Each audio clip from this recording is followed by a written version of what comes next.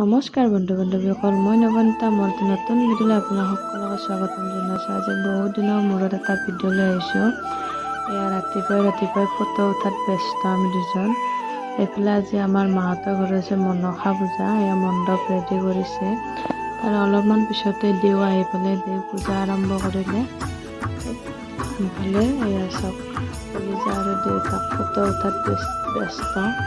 ময়ো লগতে কেইগৰাকীমান ফটো উঠিলোঁ আৰু কলিজাই নাম ধৰি আছে, নমু দি আছে, নমু বুলি ক'লে কলিজাই নাম ধৰে। আনফালে আমাৰ যিখিনি দেওৰ কৰ্ম সেইখিনি শেষ হোৱাৰ পিছত সেৱা জনাই পানী তুলিবলৈ গ'লোঁ আমি। মনসা পূজাত পানী তোলাৰ নিয়ম আছে যিহেতুকে পানী তোলাৰ কাৰণে এয়া চবখিনি আহি আমি নদীৰ ঘাট পালোঁ। যি ঘাটত পানী তুলিম তাতে এয়া গোটেইবিলাকে নামি গৈ আছে।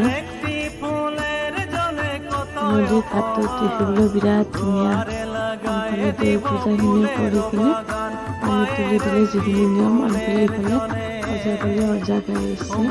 বাকী পানী তুলি মেলি আমি আহিলোঁ, আহি নিয়মখিনি কৰিলোঁ। ইফালে দেৱে পূজা কৰি আছে আৰু আমি ফটো উঠাত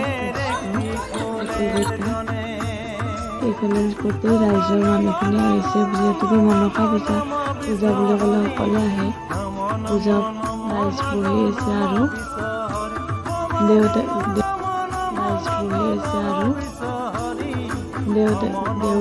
কৰ্মখিনি কৰি আছে পূজাৰ। গোটেইখিনি দিয়া মেলি হোৱাৰ পিছত পূজা শেষ হোৱাৰ পিছত গধূলিকৈ ওজাপালি উঠিছে। আমি দিছিলোঁ চাহ ৰাইজক ওজাপালি চাই আছিলে। আপোনালোকক গোটেইখিনি ভিডিঅ' দিব নোৱাৰিলোঁ, কেইটামান মাজেহে দিলোঁ। কি গ'ল নাজানো। যদি মোৰ ভিডিঅ'টো চাই ভাল পালে লাইক কমেণ্ট চেষ্টা কৰিব।